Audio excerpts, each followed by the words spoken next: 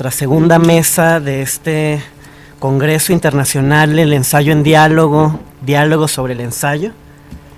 Esta es una mesa particular en más de un sentido, porque hay un juego muy interesante sobre la palabra género, sobre los géneros del ensayo. Y bueno, vamos a cambiar ligeramente el orden de las participaciones, básicamente porque como yo soy el moderador, es de mala educación darse a uno mismo la palabra primero. Así que vamos a comenzar con Ginette Polanco, a quienes muchos de nosotros ya conocemos y quienes estuvimos en las mesas anteriores la conocemos también ya por su voz. Ginette es periodista, editora e investigadora cubana. Investiga temas relacionados con el campo de los estudios históricos en comunicación, literatura, ensayo y periodismo latinoamericanos. Fue jefa de redacción y subdirectora de una revista que muchos de nosotros conocemos, La Jiribilla, y directora del diario de la Feria Internacional del Libro de La Habana.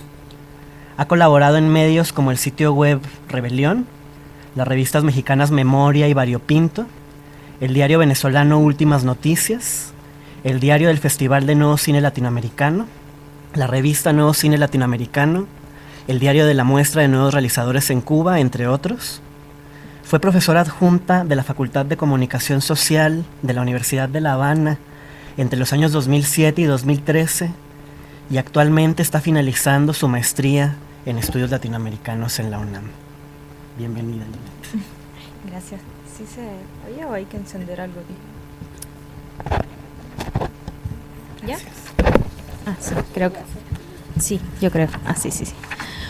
Bueno, lo primero es aclarar que esta ponencia en realidad es el resultado de la clase de ensayo con Liliana Bender y pues de las múltiples discusiones que estuvimos sosteniendo a través de todo el curso. Un poco surgió este ensayo que se titula De realidades, ficciones y reflejos en el ensayo de hoy. Y comienzo con una cita de Lewis Carroll en A través del espejo, que dice: juguemos a que existe alguna manera de atravesar el espejo, juguemos a que el cristal se hace blando como si fuera una gasa de forma que pudiéramos pasar a través. El siglo XXI es un siglo de incertidumbre asociado con el conocimiento y la invención. Los tiempos históricos se han acortado y la tecnología, con su despliegue nunca antes visto, ha contribuido a ello. Ya no solo resulta que los medios forman parte trascendental de nuestra vida cotidiana, que, como antaño, proponen agendas de discusión, paradigmas de vida y estimulan formas de socialización. Hoy los medios se han convertido en sí mismos en forma de socialización.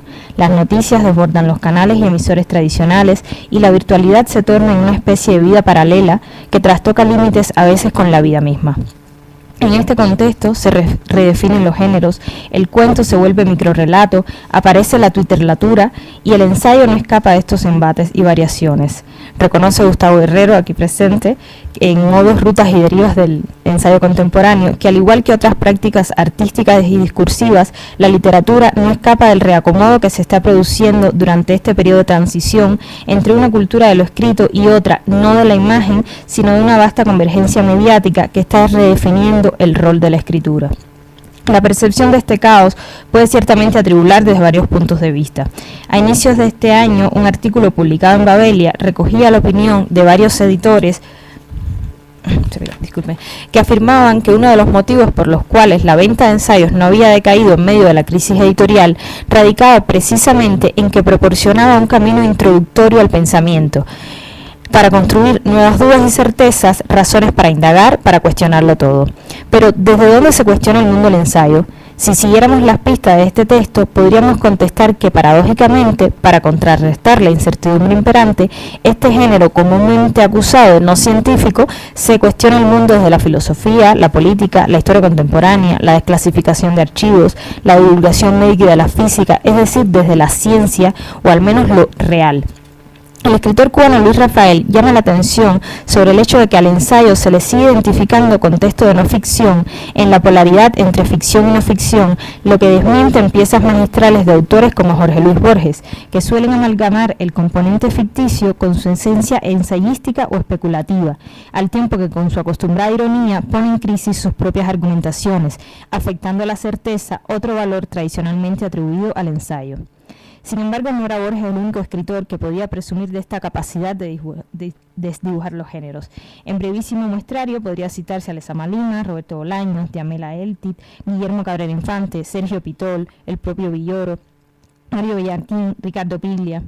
De nuevo cito a Gustavo Guerrero, que dice que en su propia capacidad de reinvención como género, un importante sector del ensayo latinoamericano contemporáneo ha acabado cruzando la frontera entre ficción y no ficción, y hoy cohabita posautónoma y posestéticamente con la novela y el cuento, si acaso no se puede alegar que ha adoptado tácticamente sus convenciones narrativas y hasta su apariencia. Entonces, si desde antes ya el ensayo amalgamaba ciencia y arte, filosofía y pensamiento, ficción y no ficción, ¿por qué en la concepción contemporánea se le sigue viendo como una aproximación a las certezas de lo real, solo que por caminos diferentes? Lucas decía que hay dos tipos de realidades anímicas. La vida es la una y la vida es la otra. Ambas son igualmente reales, pero no pueden ser reales al mismo tiempo. Pero siendo así, en el mundo de hoy, repleto de virtualidad, se pone en cuestión si esta forma parte de la vida como ente abstracto o de la vida de cada internauta, de cada ser humano que ha visto modificarse su propio panorama por este fenómeno, a veces hasta límites que él mismo no sospecha. ¿Dónde empieza y dónde termina lo real y por ende a qué realidades podría circunscribirse el ensayo? ¿Dónde se colocaría el ensayista contemporáneo? ¿Fuera de la virtualidad y dentro de la vida como reclaman los activistas sociales? ¿En la virtualidad como parte de la vida como plantean los de Anonymous? ¿O en el confinium, ahí donde uno y otro universo colindan, conviven, dialogan, se tornan mutuos espejos? Si al espectáculo se le consideraba la inversión de la vida, la virtualidad podría ser la inversión de la realidad. Hoy no solo mienten abiertamente en los medios de comunicación políticos, militares, economistas y empresarios, y los medios los encubren y recogen sus declaraciones como si fuesen ciertas.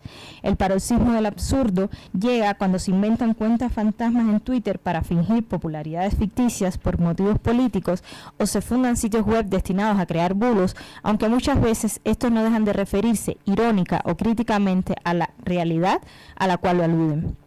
¿Cuántas veces no hemos escuchado el reclamo de que en el mundo actual la participación ciudadana es una ilusión que se reduce a los me gusta en Facebook y al retuiteo de mensajes? ¿Cuántas veces no hemos escuchado justamente lo contrario, que gracias a las redes sociales fueron más masivas las protestas del 15M y la primavera árabe? No viene al caso ahora argumentar a favor o en contra de una u otra postura o sus derivaciones ideológicas. Basta señalar que en ambos casos se está abordando un mismo fenómeno, la relación entre realidad y virtualidad, participación e implicación desde posiciones reflejas. Ante este juego de refracciones, escoger lo falso como plataforma y tema para el ensayo puede significar paradójicamente un acto de honestidad, un modo de voltear la imagen que nos ofrece el espejo y asomarse en un entorno que se construye de apariencias a la verdad, esa que nunca es una, como canta el cubano Carlos Varela.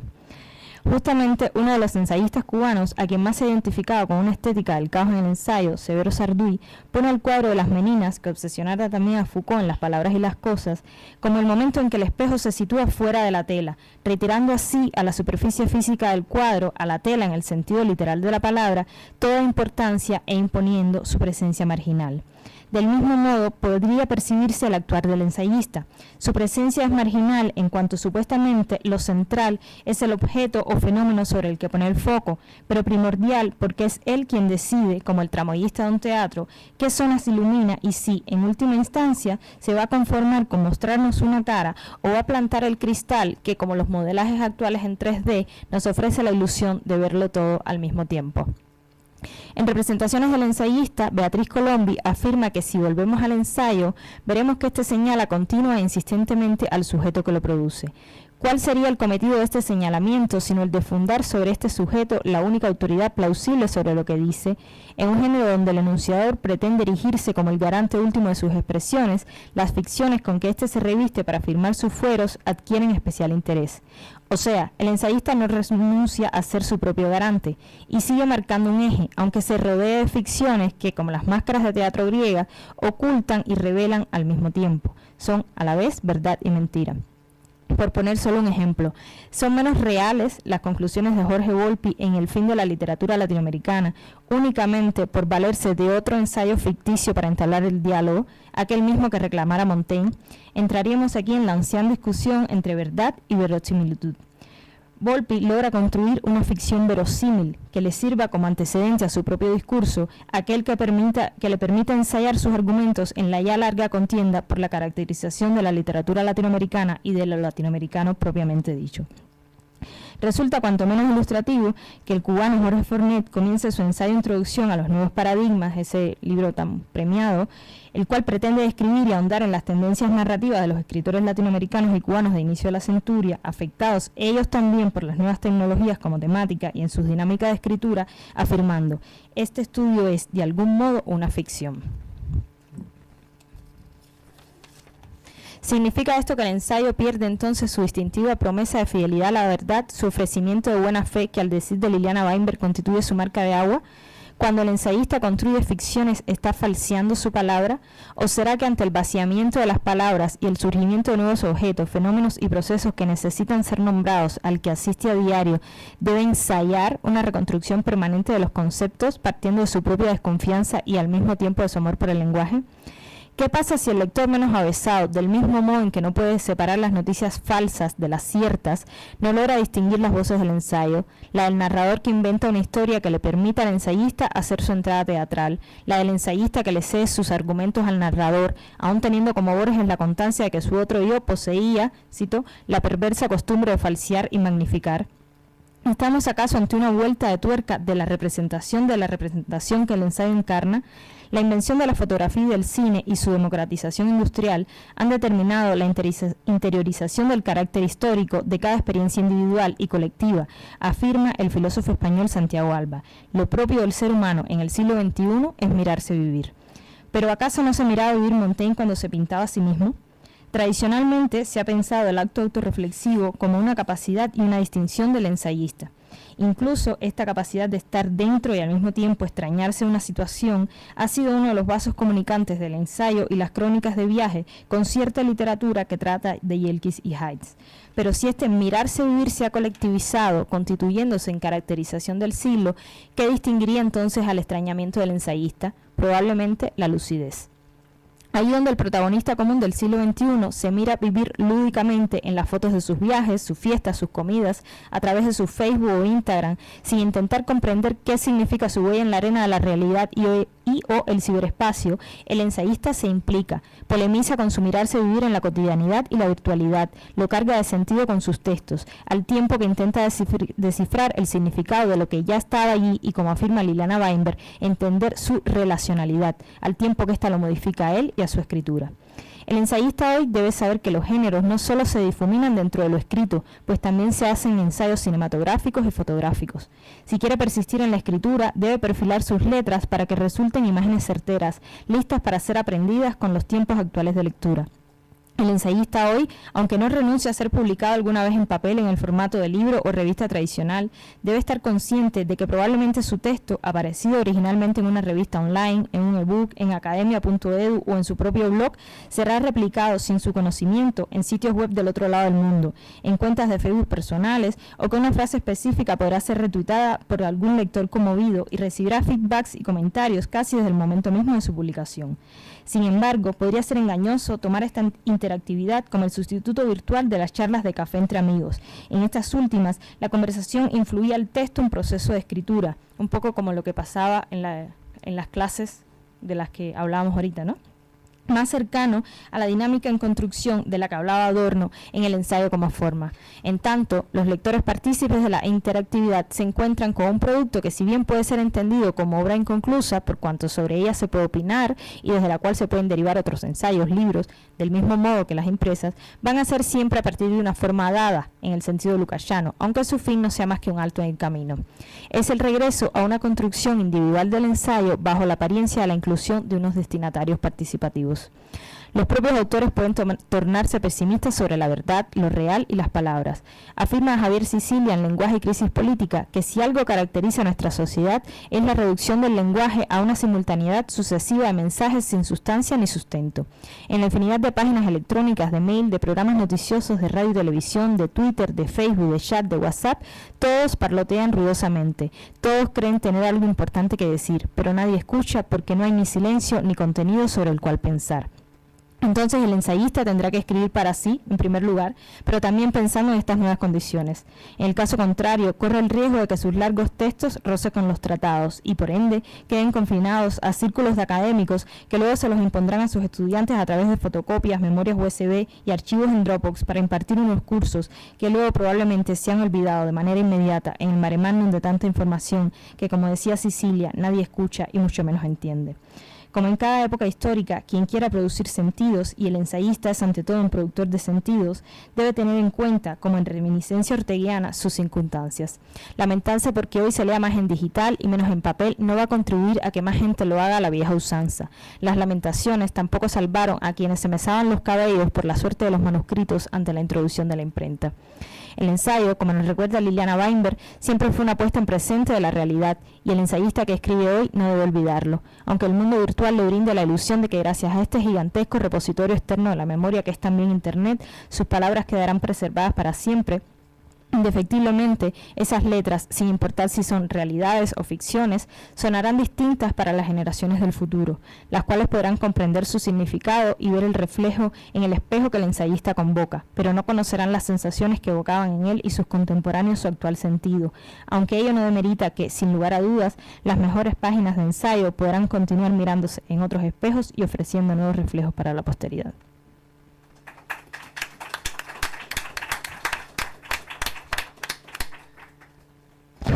Muchas gracias, Ginette. Le vamos a dar la palabra a la doctora Mayuli Morales Faedo.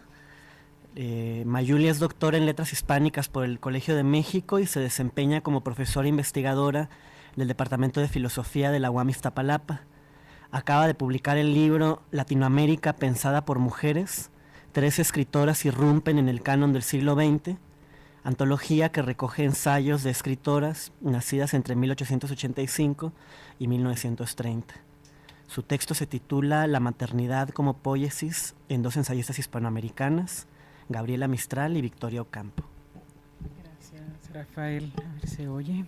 Gracias, Liliana, por permitirme estar acá hoy. Bueno, como ven, el título coincide con este tema mayor que tiene que ver con esa antología que presentaremos el jueves aquí. ¿Sí? Bueno, este trabajo lo dedico a un tema que puede provocar extrañeza en los conocedores del ensayo continental, la manera en que la maternidad es leída o más bien desplazada hacia el espacio de la creación, en un intento de situarla y significarla en las coordenadas de la cultura. Escogí a estos propósitos dos textos: La mujer y su expresión, de Victoria Ocampo, Conferencia radiofónica con España, de 1936, y La madre, obra maestra, de Gabriela Mistral, texto publicado en La Nación el 8 de septiembre de 1940. Pero si bien el tema puede resultar extraño o excepcional para el ensayo continental y por lo tanto ajeno a su canon, en el caso de las escritoras sucede lo contrario. La maternidad y sus ramificaciones semánticas y sociales constituye un eje temático decisivo en sus reflexiones, como lo muestran los ensayos de las mismas Mistral y Ocampo, así como los de Teresa de la Parra, Camila Enríquez Ureña, Alfonsina Storni y Rosario Castellano. Estoy hablando de escritoras de la primera mitad del siglo XX, para aclarar, porque sí hay diferencia en la segunda mitad del siglo XX. La maternidad es un tema sumamente delicado, por devaluado y por mitificado, de modo que resulta difícil ofrecer una interpretación que no se haya inmersa en esas coordenadas. Por esta razón, el objetivo de nuestro trabajo será recuperar el análisis en detalle de los textos, así como el diálogo de los mismos con sus contextos, el sociohistórico y discursivo. La mujer y su expresión es un texto complejo por la amplitud con que maneja la noción de expresión, que recorre desde su función comunicativa primaria hasta la instancia creativa reconocida institucionalmente en el espacio de la cultura. A Ocampo le interesa indagar en, y cito, la necesidad de expresión de la mujer, que ha sido mutilada en primera instancia por el monólogo masculino, su forma de expresión predilecta que se le ha impuesto como un referente de valor. Hasta aquí Ocampo. Aunque la ensayista argentina reconoce que la mujer ha comenzado a expresarse ya en los diversos dominios, lo que ejemplifica con las figuras de Marie Curie, Virginia Woolf y Gabriela Mistral, aclara que, y cito nuevamente, la mujer se ha expresado ya maravillosamente, fuera del terreno de las ciencias y de las artes. Que esta expresión ha enriquecido en todos los tiempos la existencia y que ha sido tan importante en la historia de la humanidad como la expresión del hombre, aunque de una calidad secreta y sutil menos llamativa. Hasta aquí Ocampo. Entre el derecho a la palabra y la creación artística reconocida oficialmente, Victorio Ocampo introduce la maternidad, locus de realización de la mujer para la sociedad, como un espacio síntesis de uno y otro, en la medida que incorpora a ambos, y cito nuevamente a Ocampo, dice, la más completa expresión de la mujer, el niño. Es una obra que exige en las que tienen conciencia de ellos infinitamente más precauciones, escrúpulos, atención sostenida, rectificaciones delicadas, respeto inteligente y puro amor que el que exige la creación de un poema inmortal.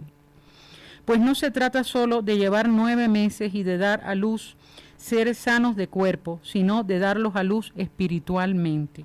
Es decir, no solo de vivir junto a ellos, con ellos, sino ante ellos. Hasta aquí Ocampo. Si bien la maternidad es el acto más significativo que le ha reconocido la cultura a la mujer, paradójicamente ha sido también desvalorizado como acto de la naturaleza. De ahí la importancia del manejo del término expresión, de la analogía que pone el superlativo en la función materna, más que un poema inmortal, y que fractura el binarismo naturaleza-cultura como polaridad de opuestos, así como su reducción al plano del instinto para operar un desplazamiento del significado, a la vez que el cierre de la dicotomía. Este tipo de analogía no era nueva. Usual, por ejemplo, en el modernismo, el poeta lo ocupa para inscribirse él y a su obra de manera significativa y trascendente en la sociedad moderna, en un trasiego simbólico entre lo humano y lo divino que responde al proceso de secularización de esa sociedad y a la pérdida de su función y reconocimiento. Basta recordar el final del prólogo a Prosas profanas y la primera ley creador, crear. Bufe el eunuco. Cuando una musa te dé un hijo, queden las otras 8 en cinta. O el Martí de Ismaelillo, o las referencias de Huidobro en algunos de sus manifiestos, ya en La Vanguardia. La cuestión es traída aquí a partir de la propia referencia al poema inmortal, y es suficiente para instalar a la mujer, si no en el canon, en la cultura, en la condición de creadora. Pero el juego de analogías de Victorio Ocampo no se reduce a la obra, implica la autoría, por lo que despliega otro eje de comparaciones que remite a la problemática del artista moderno. Y cito nuevamente, lo que diferencia principalmente a los grandes artistas de los grandes santos es que los grandes artistas se esfuerzan en poner la perfección en una obra que les es exterior, por consiguiente fuera de sus vidas, mientras que los santos se esfuerzan en ponerla en una obra que les es interior y que no puede, por tanto, apartarse de sus vidas. El artista trata de crear la perfección fuera de sí mismo, el santo en sí mismo. Hasta aquí Ocampo. Me sorprendió muchísimo que esa polaridad, reveladora de la escisión provocada por la secularidad del arte, por la secularización del arte, esa fractura se articula sobre los mismos elementos que utiliza Martí al lamentarse en el prólogo a la poesía de Bonalde sobre el destino de la poesía y el poeta en la sociedad moderna, y lo cito: ruines tiempos en que los sacerdotes no merecen ya la alabanza ni la veneración de los poetas, ni los poetas han comenzado todavía a ser sacerdotes. Hasta aquí Martí. Ocampo clausura la escisión, la funde en la figura materna, ya que la mujer madre representaría un tipo de expresión o de creación que recupera una totalidad ya ausente del mundo del arte. Interesante la lógica que sigue Ocampo en la dialéctica madre-hijo, obra, creador, y cito: quizás el niño haya hecho a menudo de la mujer un artista tentado por la santidad, porque para esforzarse en poner perfección en esa obra que es la suya, el niño necesita empezar por esforzarse en poner perfección en sí misma y no fuera de sí misma. Necesita tomar el camino de los santos y no el de los artistas. Hasta aquí. Esta observación respecto a la mujer no debe reducirse, sin embargo, a la nueva condición del artista, cuya función total la mujer madre mantiene, sino además al contexto de guerra que permea la primera mitad del siglo XX, la Primera Guerra Mundial, la Guerra Civil Española, en cuyos inicios está hablando Ocampo, y la víspera de la Segunda Guerra Mundial, que pone en crisis al sujeto masculino, racional, universal, paradigma de la civilización. Pero el texto de Ocampo responde también a los discursos científicos que sobre la mujer estaban circulando, como la cultura femenina de Simmel, que apareció publicado en español en la revista Occidente en 1924 y que tanta influencia tuvo en el ámbito hispanoamericano. En dicho texto no se considera la maternidad como parte de la cultura. Ningún acápite le está dedicado. De ahí la importancia de entender estas configuraciones de la maternidad como postuladas dentro de una concepción de la cultura. Véase desde esta perspectiva cómo desplaza Ocampo hacia la madre los nuevos conceptos de la poesía, buscando una recuperación del compromiso y de la proyección ética del artista. Y cito: y por eso el hombre hoy está acercándose a la mujer. Empieza a sentir que en la época en que estamos ya no le será posible crear no la perfección que queda fuera del alcance humano, sino en el sentido de esa perfección, a menos de encaminarse él mismo hacia ella. Empieza a sentir que toda forma de arte que no tiene las exigencias del niño está hoy en desuso. Hasta aquí Ocampo. La relación madre-hijo se convierte así en paradigma creativo en el que se funden ética y estética como nueva perspectiva. Pero Victorio Ocampo no cae en la trampa de decretar a la maternidad el espacio cultural de la mujer y detenerse ahí. Establecida esta novedosa relación, la ensayista argentina va a defender la importancia del artista, tan necesario como el héroe o el santo, nos dice, y del arte, belleza de orden compensador, profundamente necesaria a la humanidad, para declarar que esta manera de realización es la que injustamente el hombre se ha complacido u obstinado en negar, entre otras cosas, a la mujer. Hasta aquí Ocampo. Ocampo eleva la maternidad al espacio de la creación, homologando niño y obra, y aún poniéndolo por encima, pues su creación posee algo que el artista y la obra moderna han perdido. Luego reclama el derecho de las mujeres a inscribirse en el espacio social de la expresión, de la creación, y las convoca a articular una tradición que tiene que madurarse. Es decir, reclama el derecho de la mujer a expresarse, a autorrealizarse en cualquier ámbito social. Llama entonces a crear una obra anónima que sustente y le dé historia a esa expresión, con un, y cito, sentimiento de maternidad hacia la humanidad femenina futura, es decir, como la creación de muchas obras niñas que construirán ese futuro y le permitirán alcanzar su madurez. El ensayo de Gabriela Mistral, aunque más breve, pues se trata de un texto periodístico, forma parte de esta poetización de la maternidad, y cito el inicio: el amor de la madre se me parece muchísimo a la contemplación de las obras maestras. Es magistral con la sencillez de un retrato de Velázquez. Tiene la naturalidad del relato en la Odisea y también la familiaridad que parece vulgar de una página de Montaigne. Hasta aquí Mistral. Sin hacer el tránsito de Ocampo, Mistral, a través de un símil, nos sitúa directamente en el terreno del arte. y en ese terreno escoge características vinculables a lo doméstico, la sencillez de una imagen familiar, la naturalidad de un relato que es oral o conversacional y la familiaridad que parece vulgar de lo doméstico. Siguiendo el párrafo inicial, Mistral pasa a otro grado de naturalización que despoja a la madre de las usuales construcciones literarias o las alusivas perspectivas psicológicas a su alrededor. Y cito, no hay dramatismo histérico ni alaraca romántica en los días de la madre. Su vivir cotidiano corre parejas con la de una llanura al sol.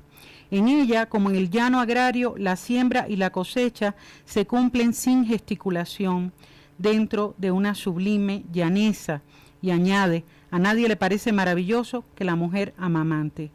El amor maternal, al igual de la obra maestra, no arrebató a su creadora ni asusta por aparatosa a su espectador. Hasta aquí Mistral.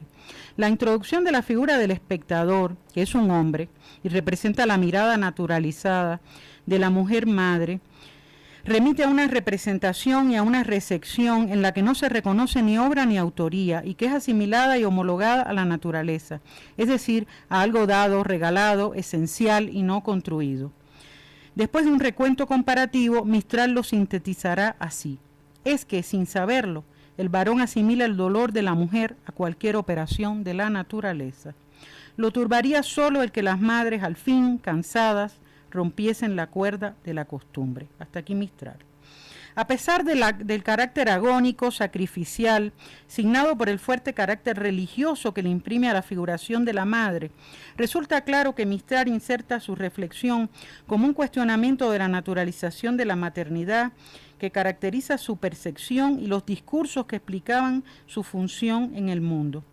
Ya en el ámbito del ensayo hispanoamericano, será inevitable leerla como una reformulación del dilema naturaleza-cultura, cuya variante más reconocida es civilización-barbarie. La segunda parte del texto se centra en ejemplificar el amor de la madre, que alcanza una categoría estética, lo sublime, a la que Mistral había aludido al inicio, sublime llaneza, y con la que se activa el agón como un sentido del amor heroico.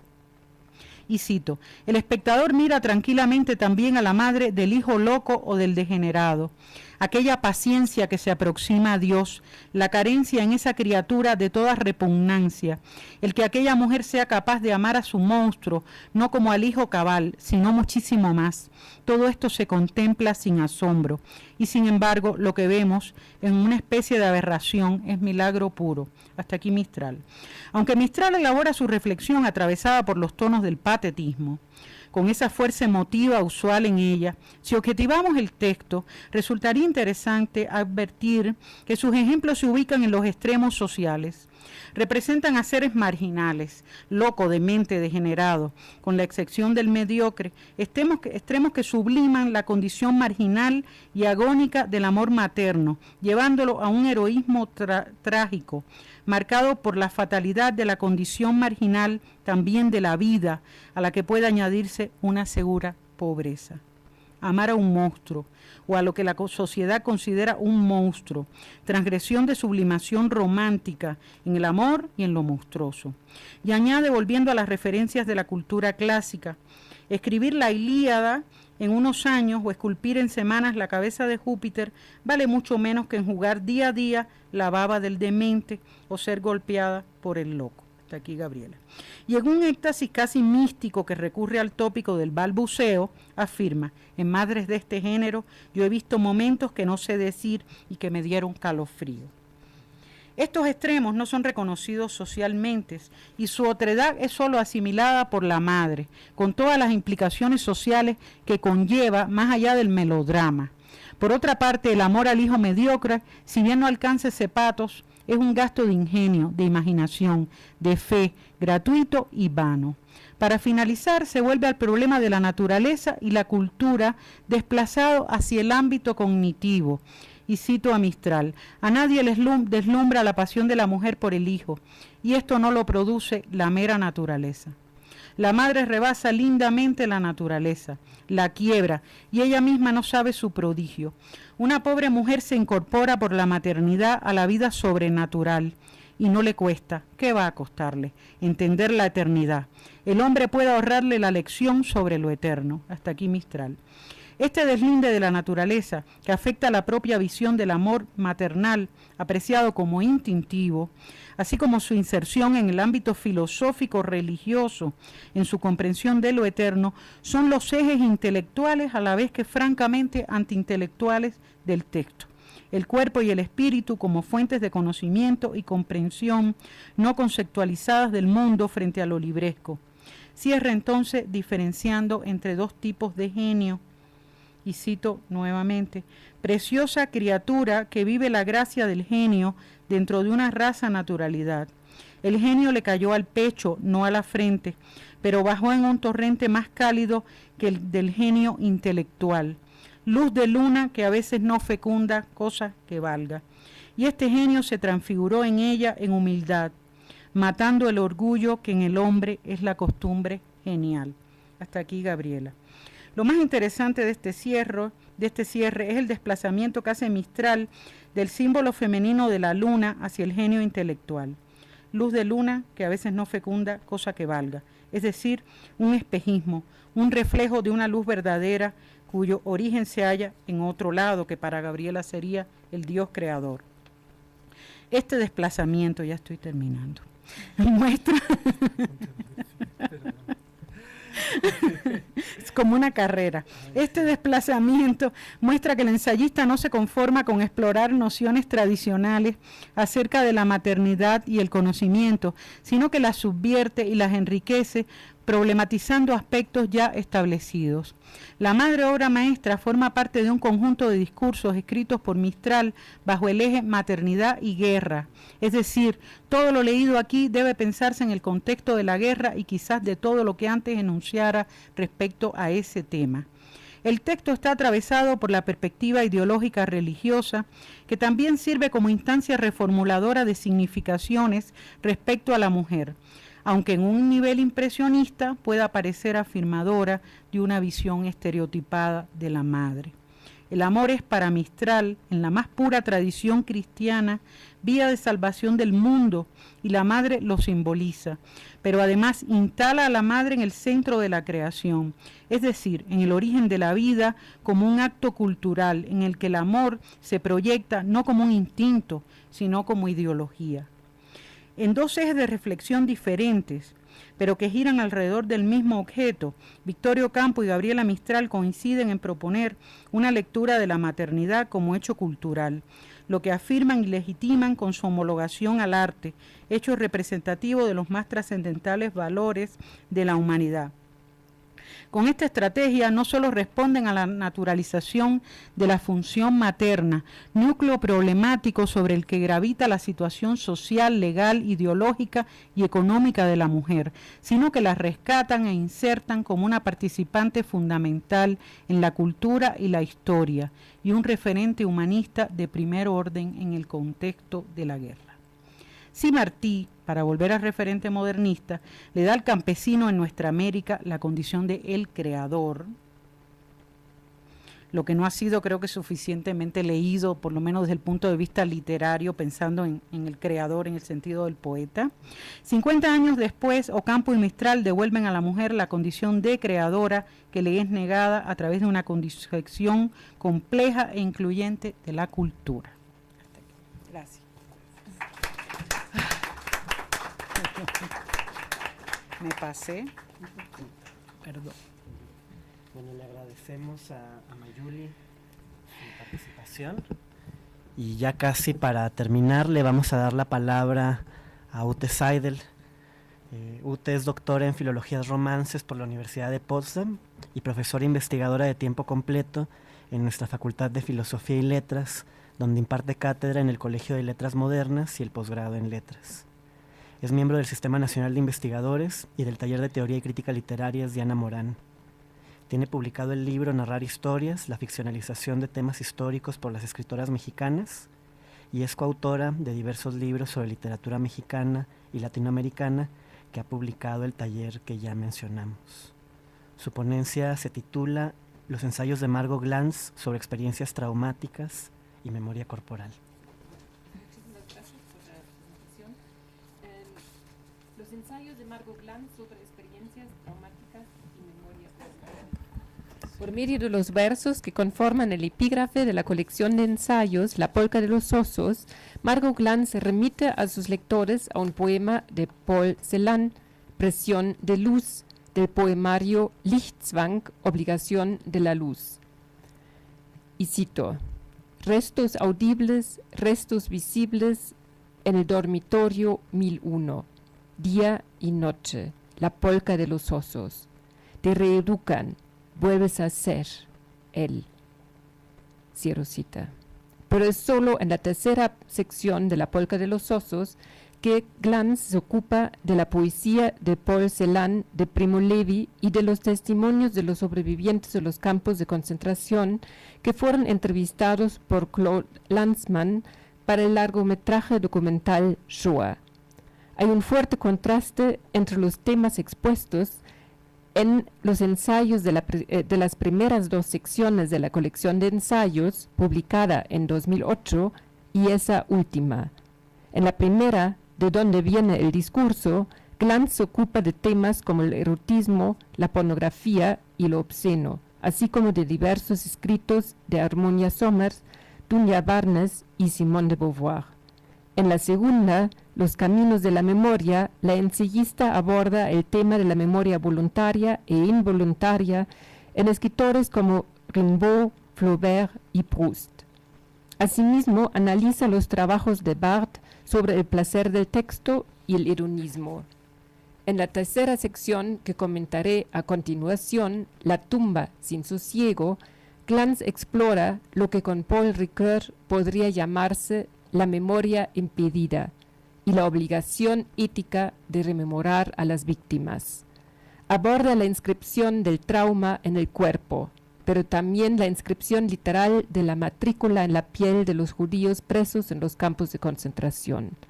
Habla asimismo de los residuos de los cuerpos, las cenizas, motivo frecuente en los poemas no solo de Paul Celan, sino también de Nelly Sachs, poeta que sobrevivió al Holocausto gracias a su exilio en Suecia, pero que perdió a sus familiares en los campos de concentración. Por último, Glantz indaga en cuestiones que se relacionan con la política de la memoria y sus usos y abusos. A Margot Glantz le interesa particularmente el análisis de la elaboración de relatos de la memoria desde la perspectiva de las víctimas, de los sobrevivientes, y no el discurso memorialístico en torno al Holocausto que se instauró en Alemania y Austria tras el fin de la Segunda Guerra Mundial. En este tipo de elaboraciones de la memoria cultural resuena el discurso en torno a la culpa y vergüenza de los alemanes y austriacos no judíos. Justo las implicaciones de la culpa y vergüenza provocaron, tal como señalaron los psicoanalistas alemanes Alexander y Margarete Mitscherlich, durante décadas que los alemanes no judíos estuvieron impedidos de sentir duelo hacia las víctimas. Duelo y dolor, sin embargo, están presentes en los testimonios de los sobrevivientes de los guetos y de los campos de concentración, tal como destaca Glantz a partir de los discursos de las víctimas que testimonian, de los judíos y perseguidos políticos que sufrieron la deshumanización, el hacinamiento, la humillación, la tortura y que, tras la liberación de los presos de los campos de concentración, vivían bajo la sospecha que sobrevivieron solo porque de una u otra manera habían colaborado con los vigilantes y militares de la SS.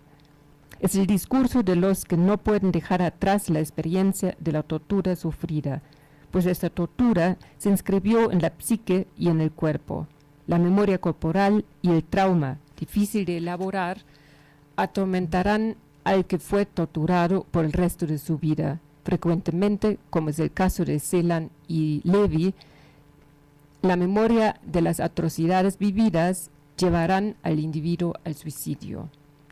A partir de las reflexiones de Jean Améry, y cito, quien ha sido torturado lo sigue estando, quien ha sufrido el tormento no podrá ya encontrar lugar en el mundo. Cierro cita.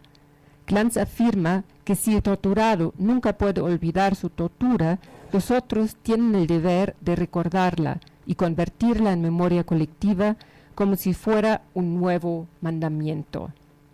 El silencio de las víctimas en los primeros años tras el fin de la guerra tiene otras implicaciones que el de los alemanes no judíos. Las heridas causadas en cuerpo, psique y alma por las vejaciones sufridas y por la desnudez a la que fueron sometidas tienen que cicatrizar antes de que puedan articular el horror y antes de que sean capaces de abordar la experiencia concentracionaria. Primo Levi, en Los hundidos y los salvados, advierte que los recuerdos articulados no necesariamente construyen los sucesos tal como sucedieron. Cito: muchos sobrevivientes de las guerras o de otras experiencias complejas o traumáticas tienden a filtrar conscientemente sus recuerdos. Con fines defensivos, la realidad puede ser distorsionada, no solo en el recuerdo, sino también en el momento en que está sucediendo. Cierro cita.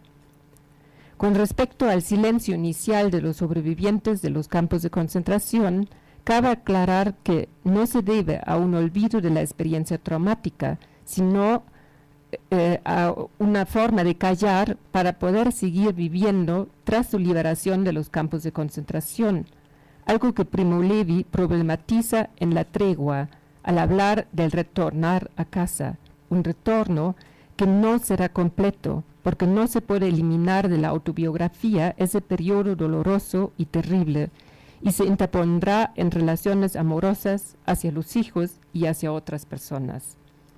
Levi habla sobre las pesadillas que sufrió años después de su liberación, y en las que se manifestaban las vivencias traumáticas experimentadas años atrás, pero que se volvieron a hacer presentes con intensidad en las pesadillas. Y cierro a Primo Levi. Soñábamos sueños densos y violentos durante esas salvajes noches, sueños que soñábamos con el cuerpo y con el alma, regresar, comer, relatar, hasta que resonaba acompasada y suave la orden que acompañaba a la mañana. Stavak, y nuestro corazón se rompía. Ahora hemos recobrado el hogar, nuestro viento se ha saciado.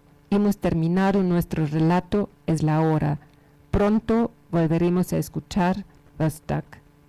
Vastak es el imperativo del verbo polaco stak, que significa levantarse. Solo tras elaborar el trauma los sobrevivientes lograron articularlo y quizá perlaborarlo para poder seguir viviendo. Si las víctimas hablan sobre los que fallecieron en los campos de concentración y los guetos, es porque sienten una obligación ética de hacerlo.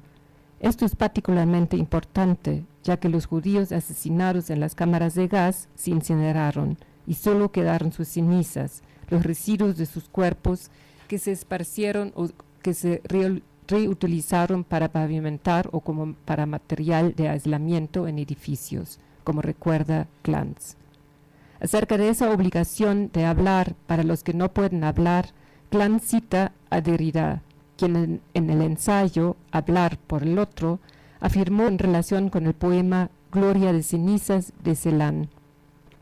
Cito: pero este poema es también intraducible en tanto puede referirse a acontecimientos de los cuales la lengua alemana habrá sido justamente un testigo privilegiado, a saber, la Shoah, lo que algunos llaman Auschwitz, y todo lo que pudo destruir con el fuego y reducir a cenizas, existencias en cantidad incontablemente, pero también innombrablemente, es decir, incinerando con el nombre y la memoria, hasta la posibilidad confirmada del testimonio. Cierro cita. Sin embargo, solo por medio del discurso se puede recuperar la condición de las víctimas como seres humanos, como sujetos.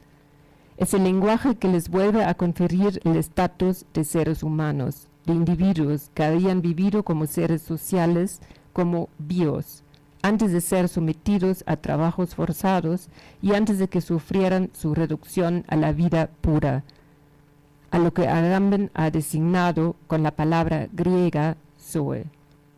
En este marco de la reducción a la vida pura, Glantz aborda lo que ella llama ritos concentracionarios, rapar a los presos, rasurar incluso el vello púbico y tatuarlos con la matrícula, número que permanecerá como huella aun después de la liberación de los presos de los campos de concentración.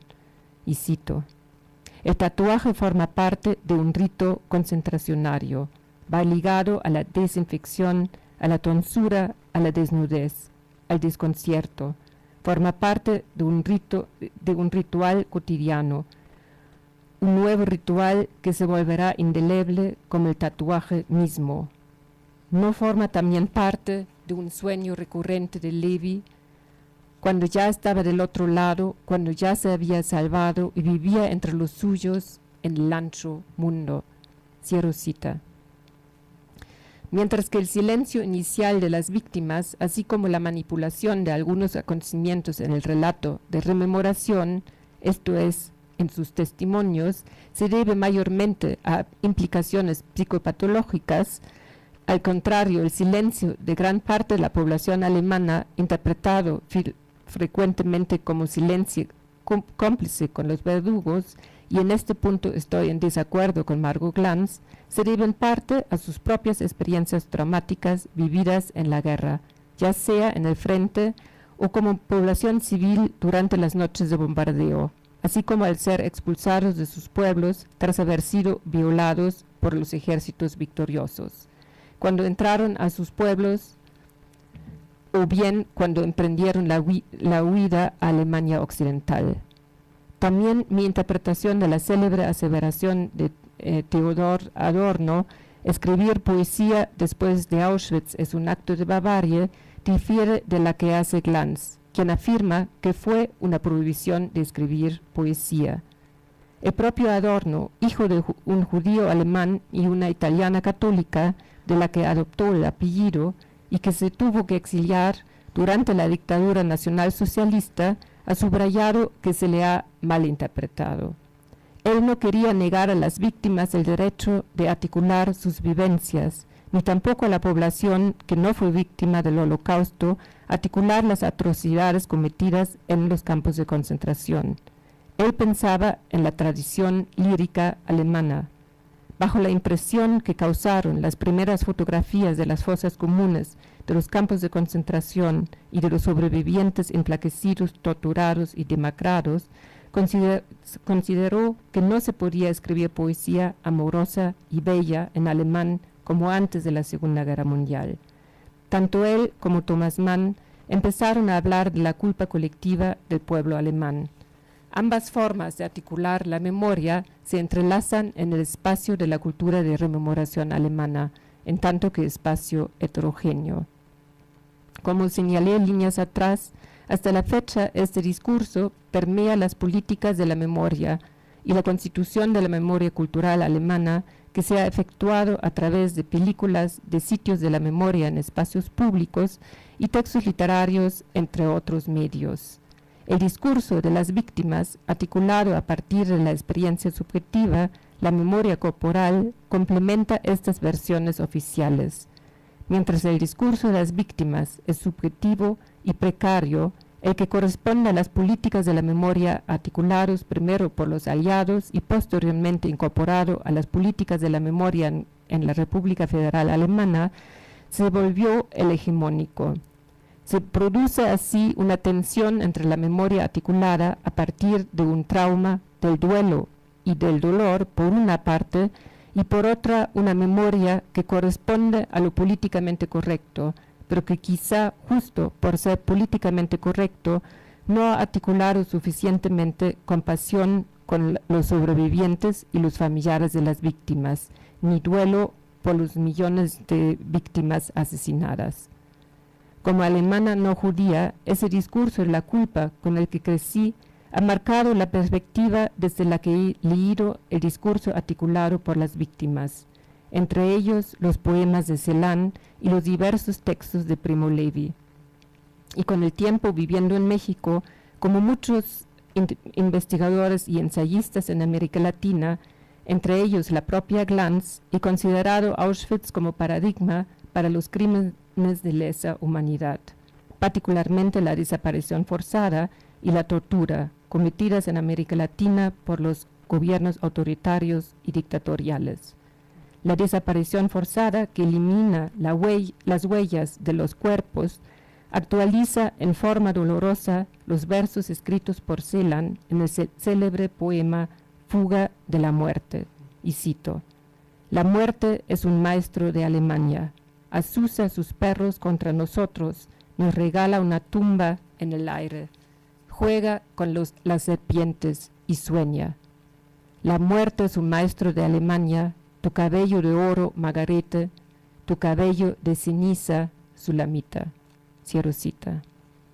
Pero no solo el pasado reciente de los siglos XX y XXI de América Latina se ha leído en relación con las prácticas concentracionarias durante la dictadura nacional socialista.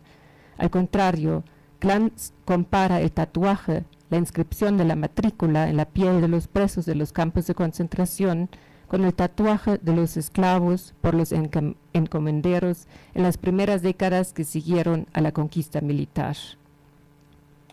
Glantz coincide, por tanto, con escritores y intelectuales latinoamericanos que, como Roa-Bastos, conciben el Holocausto como tropo para abordar otros genocidios anteriores, pero que en la historiografía no se habían considerado como tales. Muchas gracias.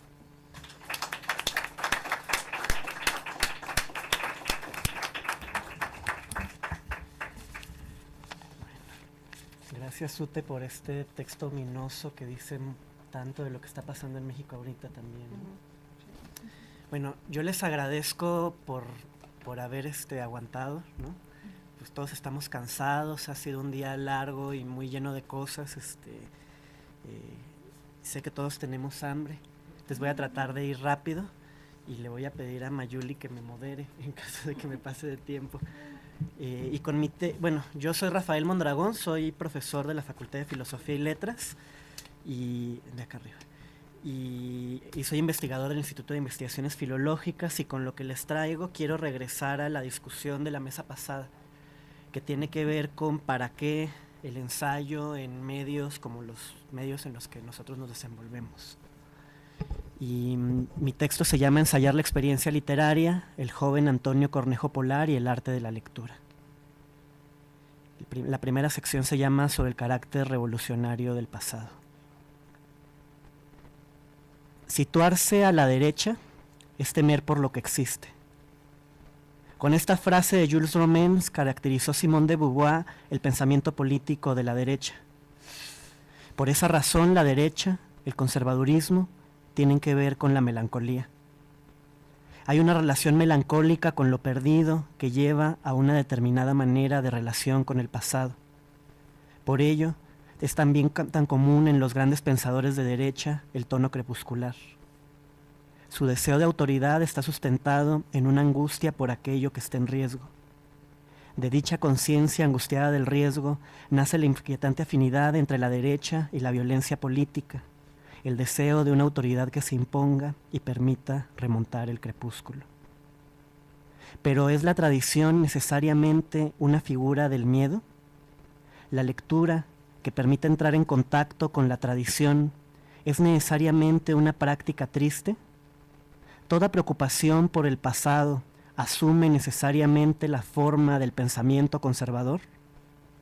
A partir del análisis de la obra del joven Cornejo Polar, en este texto quiero invitarnos a pensar las maneras en que la filología radical de nuestra América ha elaborado una reflexión sobre el pasado y la tradición. Dicha reflexión tomó forma en la creación de algunas prácticas de lectura y escritura, por medio de las cuales se hizo posible entablar una relación con el pasado que resalta su carácter revolucionario. Ello significa asumir que en el pasado se entrega una pregunta, que el pasado no es el espacio tranquilizador donde el presente encuentra respuestas, sino un espacio heterogéneo donde emergen posibilidades para pensar un presente distinto al nuestro. La palabra heterogéneo que acabo de utilizar fue muy querida para Cornejo, pero en el contexto que discutimos viene de José Carlos Mariátegui, que en una serie de artículos de 1927 se dedicó a elaborar lo que él llamaba una tesis revolucionaria de la tradición, cuyo objeto era arrebatarle la tradición a los tradicionalistas. El tema importa no solo porque el joven Cornejo afirmó su propio camino crítico a partir de la lectura de Mariátegui, sino también porque las fuentes de dicha tesis revolucionaria fueron queridas para ambos autores. Se trata de la literatura española de la Edad Media y el Siglo de Oro, que había sido fundamental para la conformación de la ideología hispanista y su racismo metodológico, que Cornejo analizaría implacablemente en los años 80. En su enfrentamiento con los clásicos españoles, el joven Cornejo construyó un arte de la lectura gozoso y político que luego se revelaría fundamental para su problematización del legado intelectual peruano. De manera similar, las tesis de Lamauta sobre el valor revolucionario de la tradición nacieron de su confrontación con la poesía de Jorge Manrique, quien se convirtió en símbolo de una manera de encontrar el potencial revolucionario ignorado del pasado. O como dice Mariátegui, y lo cito, la tradición se caracteriza precisamente por su resistencia a dejarse aprehender en una fórmula hermética. Es heterogénea en sus componentes. Y dice en otro texto, comentando a Manrique, con su poesía tiene que ver la tradición, pero no los tradicionalistas. Porque la tradición es contra lo que desean los tradicionalistas, viva y móvil. La crean los que la niegan para renovarla y enriquecerla. La matan los que la quieren muerta y fija, prolongación de un pasado en un presente sin fuerzas, para incorporar en ella su espíritu y para meter en ella su sangre. Hasta allí Mariátegui. Una novela familiar. Cornejo Polar nació en Lima en 1936 y pasó su vida temprana en Arequipa, en una familia de músicos, escritores y académicos. En un texto escrito para el homenaje que le dio la Universidad de California, Jorge Cornejo, hermano mayor de Antonio, recordaría la profunda influencia que sobre el crítico tuvo ese ambiente familiar, con la madre y la tía de ambos recordando continuamente los dichos y hechos de su abuelo, Jorge Polar Vargas. En una entrevista concedida a finales de la década del 70, Antonio evocaría en términos similares la biblioteca familiar formada por los libros de su abuelo, su padre y su hermano mayor, quien según confesión del crítico había sido su mejor maestro. En esas narraciones que reflexionan sobre los inicios de una vocación, se dan la mano la militancia cultural, el periodismo, la investigación y la docencia, refigurándose en términos positivos un problema vivido angustiosamente por muchas personas de aquella generación y también de otras como la nuestra, la dificultad de dedicarse únicamente a una de esas actividades y la consiguiente necesidad de entenderlas más como una vocación que como una profesión que puede ejercerse de manera normal. Ellas obligan al ensayo. Son la fuente secreta de ese tono conversacional que recuerda la reflexión en voz alta ensayada en el aula. El maestro intelectual de Cornejo, el gran Alberto Escobar, le dio por esa misma razón el título de Patio de Letras a su libro más importante. En él, cada capítulo es un ensayo y cada ensayo sigue la lógica de una de las sesiones que Escobar dedicó al tema en su cátedra en San Marcos. Se trata de condiciones que no solo son privativas del Perú, sino que subsisten en vastas regiones de América Latina, en donde, como dijo el mismo Cornejo en una reflexión retrospectiva no exenta de sentido del humor, y lo cito, la división del trabajo, digamos, es menos rigurosa. En este contexto de precariedad, me parece que hay que ubicar la relación entre la filología y el ensayo, ¿no? O sea, tiene que ver con que la filología es una tarea universitaria, pero hay que ver cómo funcionan nuestras universidades, ¿no? Unas funcionan mejor que otras. En ese ambiente, Cornejo inició sus primeros proyectos de militancia cultural. Siendo estudiante, participó en la revista Alfa y fundó el Grupo Cultural Perú, dedicado a promover el estudio de diferentes tópicos de la realidad peruana. Y sin embargo, en aquella época las aficiones del grupo aún no influyen en la elección de las obras que Cornejo comenzará a estudiar. Ese desgarramiento solo se salvará después, cuando el autor haya salido nutrido de su experiencia como director de la Casa de la Cultura de Arequipa y se decida poner por escrito sus reflexiones sobre la realidad de su país. Una biblioteca interior. Sin embargo, como ya adelanté, la manera de comentar a ese país se comienza a elaborar en estos años. Para historiar esa manera, es útil acudir a los primeros textos publicados por Cornejo e intentar una lectura de sus momentos menos escandalosos, la bibliografía, el sistema de referencias, las notas al pie. Ellas dibujan una cultura intelectual y demarcan los perfiles de una biblioteca interior que organiza legados editados sobre todo en España, México y Argentina, que se estudian de manera autodidacta o circulan en el marco de conversaciones familiares. Esa biblioteca interior tiene un componente importante en la escuela de Menéndez Pidal y sus discípulos, cuyas ediciones críticas son manejadas con pericia en unos primeros textos que se llama Palabras y Cosas, algunos tiempos de la estética literaria. Hay además un intento de afiliarse a la hispanística latinoamericana a través de la referencia a textos poco conocidos de Juan Lovelock, Pedro Enrique Sureña, Margot Arce y Amado Alonso, y además, y como corresponde a una zona intelectualmente conservadora, Cornejo exhibe un conocimiento exhaustivo de la poética y la retórica clásica. Así, el joven autor dibujó un campo problemático al cual quería afiliarse. Ese campo debe caracterizarse con propiedad como filología. Su inserción en el mismo marcará el carácter diferencial de su estilo de intervención pública frente al de otros amigos y compañeros como Ángel Rama, que vienen de mundos más cercanos al periodismo.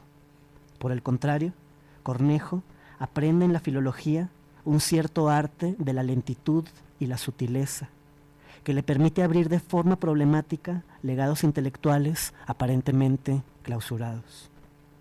Hay que señalar dos influencias más en la manera de leer y escribir del joven Cornejo: los poetas del exilio español, cuyos ensayos sobre el siglo de oro son constantemente citados, y Dámaso Alonso, cuyo tono íntimo, lírico y confesional es imitado conscientemente por el autor a lo largo de estos primeros textos. Aquí aparece otro gesto intelectual que tendrá importancia en años posteriores. Cornejo aprendió a leer con los poetas. Quería leer como uno. Alejandro Romualdo, Antonio Cisneros y César Vallejo ocuparán en años sucesivos el papel de maestros en el arte de la lectura que aquí tienen los poetas del exilio. Un programa de trabajo, la elucidación de principios estético-sociales. En ese contexto intelectual, el joven Cornejo comenzó a reflexionar sobre problemas que le preocuparían toda su vida. El hilo común que guió esos primeros textos tiene que ver con cómo la literatura construye valor respecto de la vida que vivimos. La literatura permite construir una perspectiva sobre el mundo y la experiencia, y la transformación de los principios que la organizan es en realidad transformación de las relaciones sociales que permiten valorar determinados aspectos de esa realidad que vivimos. Por eso, Cornejo se opone a la retórica preceptiva que postula la existencia de principios estéticos válidos universalmente. Usa la retórica para negar la existencia de principios retóricos universales. En un texto que se llama Lope de Vega, de la sumisión a la rebeldía, el crítico esbozó un programa de trabajo que se volcaría al análisis histórico de lo que él llamaba principios socioestéticos, que organizan las relaciones sociales de determinada época y al tiempo permiten expresar aspectos de la realidad que vive la gente. Si en determinado momento Lope, por ejemplo, puede comenzar a hablar de la experiencia del pueblo, eso ocurre porque algo en la realidad social está cambiando. Eso llamado pueblo comienza a aparecer públicamente como sujeto activo, y ello permite que de pronto pueda hablarse de cómo experimenta las cosas. En lugar de la retórica preceptiva, que suponía la existencia de figuras, valores y patrones idénticos en todas las épocas, Cornejo plantea una poética histórica cuyas transformaciones se ofrecen como clave para acceder a la transformación de las relaciones sociales que sirven de sustento a los modos de expresar lo real. Un método, la arqueología de la experiencia. El lenguaje, escribió Amado Alonso en el prólogo a un texto de 1942, no es solo un medio para que nos comuniquemos, sino ante todo una forma de presentarnos unos ante otros con lo que él llamaba nuestra íntima vida interior. Esa vida está integrada por nuestra razón, lo mismo que por nuestra voluntad y nuestra capacidad de fantasía y emoción. No es tan solo un instrumento de pensar y de entenderse, dice Alonso, traduciendo a Etienne Lorque, es también, y lo cito, y sobre todo, el medio en que nos manifestamos ante nosotros mismos y ante los demás, en que toman forma como materia de conciencia y hasta los límites de lo inefable, nuestras representaciones, nuestras apetencias, nuestras voliciones, nuestras sensaciones de placer y desplacer. Ahí acaba la cita. Así pues, el problema del lenguaje no es solo el de la representación, sino el de la presentación. No es solo el de la comunicación, sino el de la manifestación de una presencia. En ese encuentro de presencia a presencia se transmiten cosas que no siempre se comunican. También se trata del problema de cómo las experiencias aparecen ante nosotros de manera articulada, de cómo, parafraseando a Benjamin, las experiencias pueden convertirse en vivencias. Como diría Emilio Lledó algunos años después, por él se hace posible elaborar nuestra vida, pensar que pensamos, sentir que sentimos. La tradición estilística a la que se afila explícitamente el joven Cornejo se propone como una forma de educación de la sensibilidad hacia las palabras que permite remontar el camino hacia el tipo de experiencias que esas palabras conforman. Es una suerte de arqueología de la experiencia que pone en entredicho la naturalidad de la misma y ayuda a que los lectores vuelvan conscientes sus modos de organizar lo real y de gozar su vida. Por esa razón, el camino hacia el descubrimiento de esos principios socioestéticos que organizan nuestra vida y los discursos sobre ella pasa necesariamente por el trabajo de la lectura. La arqueología que hemos esbozado se basa en el recuento laborioso y colectivo de palabras y expresiones cuyo efecto depende de la progresión y la acumulación. Como dice Cornejo en una nota al pie de uno de estos textos, existe un núcleo vital interno que ilumina toda la obra. El filólogo busca ejemplos cuyo lenguaje será trabajado a detalle en un intento de mostrar cómo dicho núcleo vital organiza la expresión del texto y otorga coherencia entre el texto y su fragmento, entre el texto y la realidad. El comentario no necesariamente fija su atención en los contenidos del texto. Para liberar el pasado, Cornejo busca caracterizar el tono de los textos y la actitud de las voces. Lo que el texto alude y elude es tan importante como lo que comunica. Como explica Cornejo en su ensayo sobre Lope, hay una gestualidad en el estilo del texto en donde es posible leer su dimensión política. Por ello importa mostrar cómo el lenguaje da forma a lo que él llama esos acallados gestos de rebeldía, que conforman lo que el dramaturgo español llamaba una poética invisible, que comenta Cornejo, no se ve porque se está gestando. Ya no voy a leer la última parte porque ya es un poquito tarde. Tiene que ver con las políticas sutiles del arte literario y con cómo se construye el valor de lo real, ¿no? Ya me lo voy a saltar, ¿no? Baste decir que de lo que se trata es de intentar una interpretación que agarra la serie tradicional Edad Media, Renacimiento y Barroco en estos términos políticos amplios de los que estamos hablando, ¿no? Y que ahí el gran diálogo que tiene Cornejo es con un autor que nunca cita, pero al que quiere profundamente, que es Erich Auerbach. Entonces, la pregunta sobre qué es el Renacimiento, el Barroco y la Edad Media tiene que ver con la pregunta con cómo construimos valor respecto de una realidad que vivimos sin darnos cuenta que estamos viviendo. Y para él, por cierto, hay una inversión de términos en donde la Edad Media es una época realista por excelencia, en donde lo que importa, como decía Libertad, es el reino de este mundo, ¿no? Y hay un movimiento progresivamente conservador, en el caso del Renacimiento al Barroco, que tiene que ver con un sentimiento de que lo que vivimos no nos basta para ser felices. Sí. Cornejo decía de Lope que había en su arte nuevo de hacer comedias una callada rebeldía. Para rescatar dicho gesto elaboró un método práctico que permitía mostrar la poética invisible de esa obra, poniendo de manifiesto un contenido político radical de un texto que a primera vista parecía inocuo. Es tentador aplicarle a nuestro crítico las ideas que él propuso para leer a Lope. Aunque en el aparato crítico de los textos que estamos comentando no hay un solo libro peruano, la problemática que proyectan pertenece por entero a su país. Sorprende encontrar en estos ensayos una problemática que en esas décadas estaba más bien referida a la valoración de la poesía de la vanguardia y a la problemática del compromiso del escritor latinoamericano.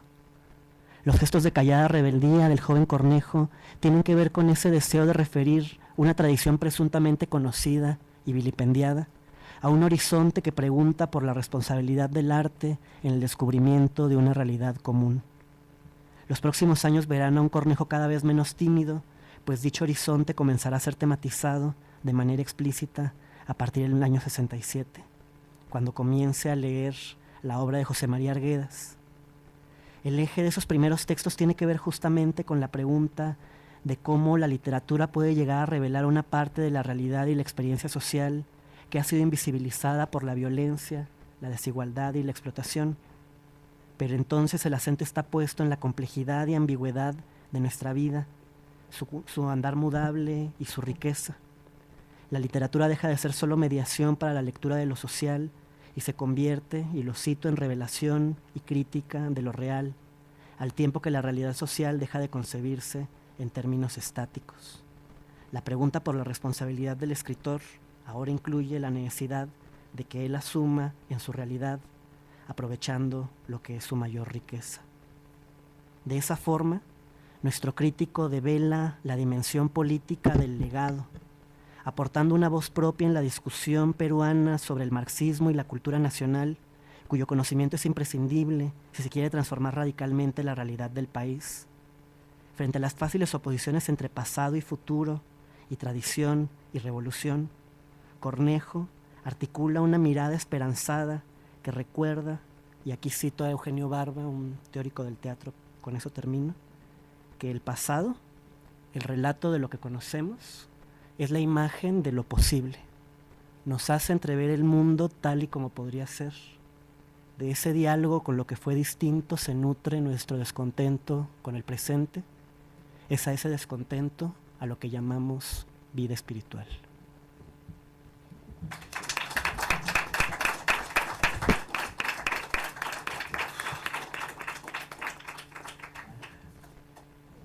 Lo logramos. 2:30. Sí, no sé si a pesar de todo, ¿no? Del hambre, de la sed, del cansancio, quisiéramos darnos unos minutos de gozo para discutir entre nosotros. Aquí también lo podemos hacer mientras comemos, como ustedes prefieran. Sí, pues, como Silva. Bueno, pues muchas gracias a todos. Nos vemos a las 5.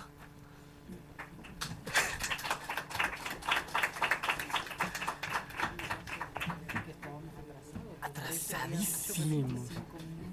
Nosotros todos estuvimos en el tiempo, ¿no? Sí. La cosa es que empezamos media hora tarde. Exacto, en realidad no pensamos que todo se corrió. Uh-huh. Nosotros